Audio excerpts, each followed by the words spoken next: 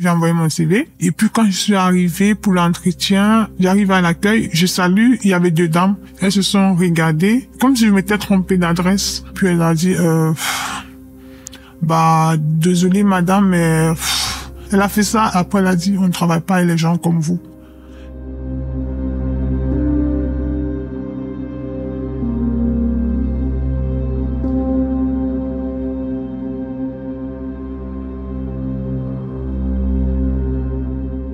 Je suis originaire du Cameroun et je suis arrivé au Luxembourg en 2016 pour des études. J'ai fait un master à l'université de Luxembourg. En fait, c'était nouveau pour moi, tout était nouveau.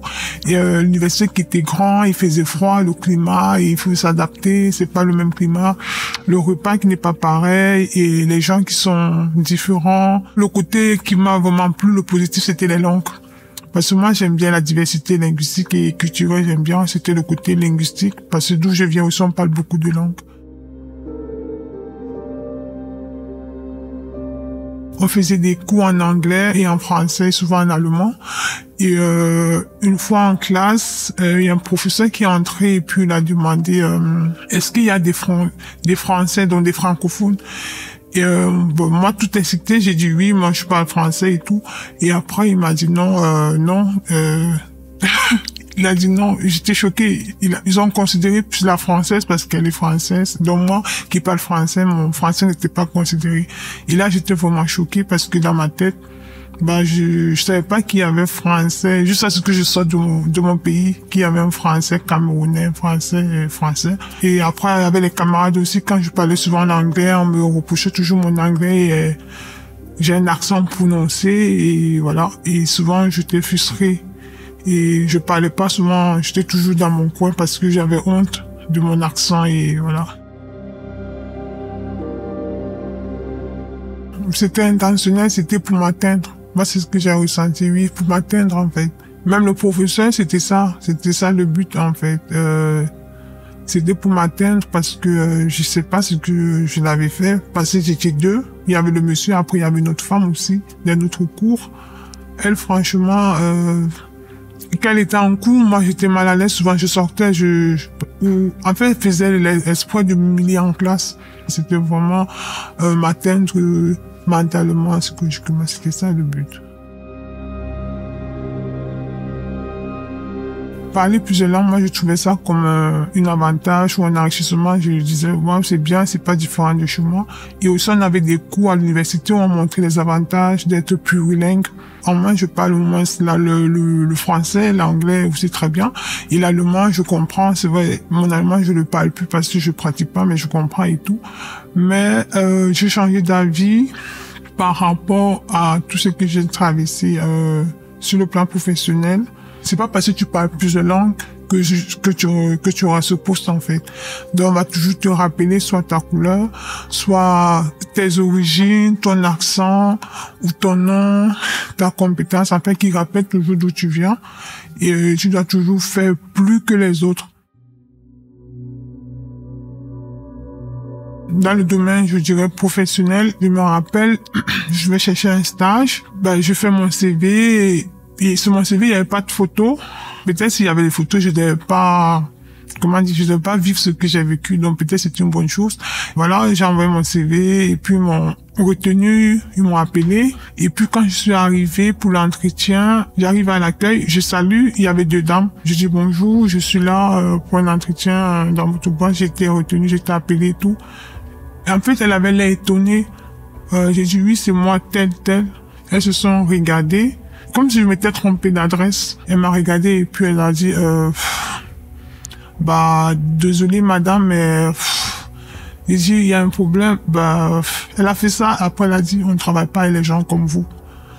Et puis moi, je dis, des gens comme moi, comment, des femmes ou... En fait, je voulais qu'elle sorte le mot. Parce que là, j'étais vraiment, j'éclate, je me suis mise à pleurer. Et puis, elle a dit, désolé, elle n'a pas pu prononcer le mot, en fait.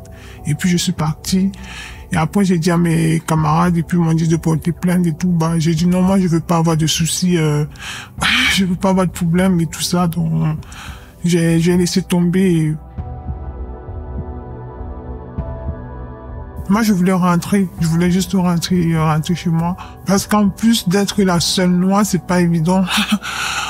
Dans un endroit et c'est ta première fois d'arriver dans un pays. C'est pas comme si j'étais allé ailleurs ou découvrir d'autres personnes, non. Et en plus, le climat, le repas, le travail, les petits boulots, il faut trouver.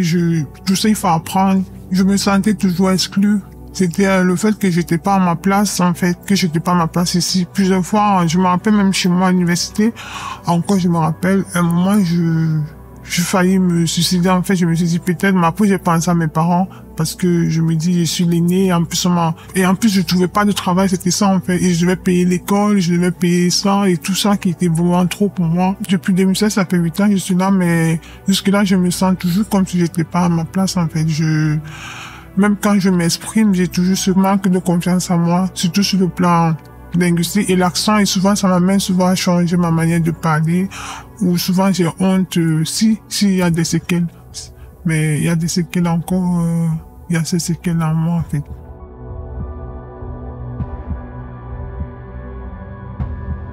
Aujourd'hui, là, déjà, je me sens bien parce que je fais un travail en amont.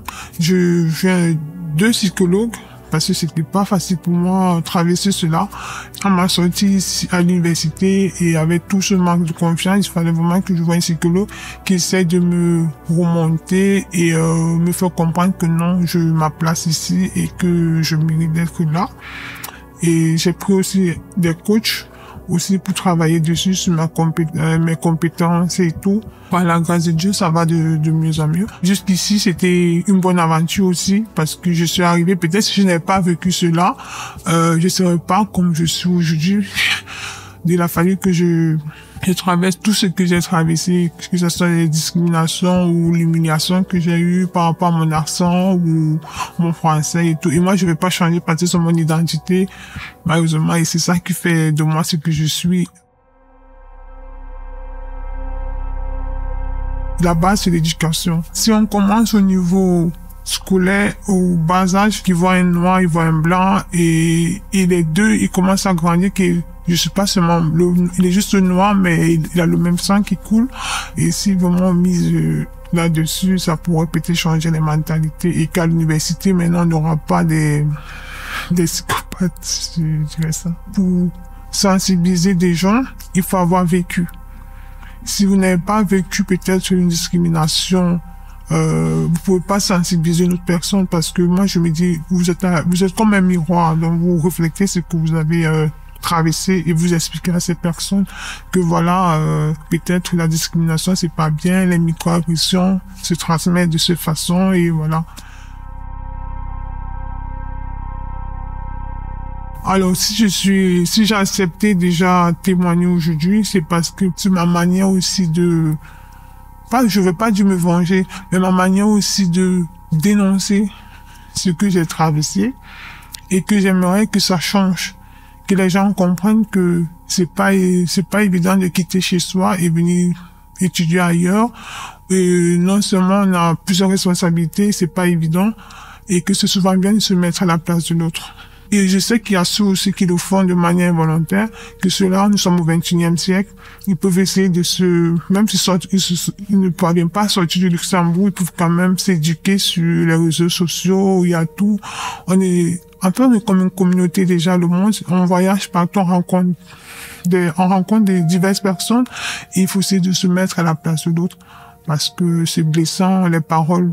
Le but, en fait, ici, c'est de sensibiliser ces personnes, et si mon témoignage déjà aussi peut vous permettre de lucider ou de sensibiliser ces personnes, surtout dans le milieu professionnel, et qu'il y a d'autres formes de discrimination qui sont subtiles, qu'on ne connaît pas. Voilà, ça me fera plaisir si ça va changer.